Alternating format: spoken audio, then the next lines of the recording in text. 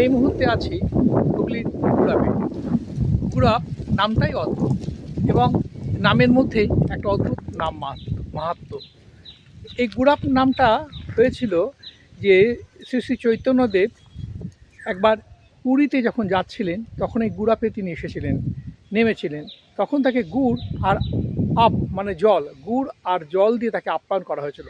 সেই থেকে এই জায়গাটার নাম হয়ে যায় গুড়াপ। আগে নাম ছিল গুরুপ্পু বা গুরুপ।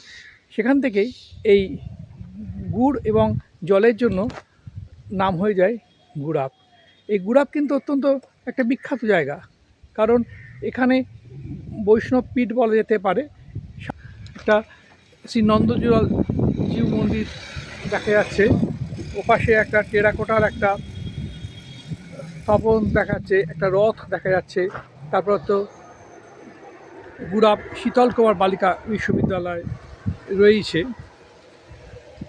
আর এই গুড়াপ আর একটির জন্য খুব বিখ্যাত জায়গা, কারণ এখানে আমাদের পাটিগণিতের যিনি সেই বিখ্যাত মানুষ কেসি নাগ বা কেশবচন্দ্র নাগের বাড়ি কিন্তু। তাই হুগলি গুড়াপে এসে নিজেকে খুব ধন্য মনে করছি।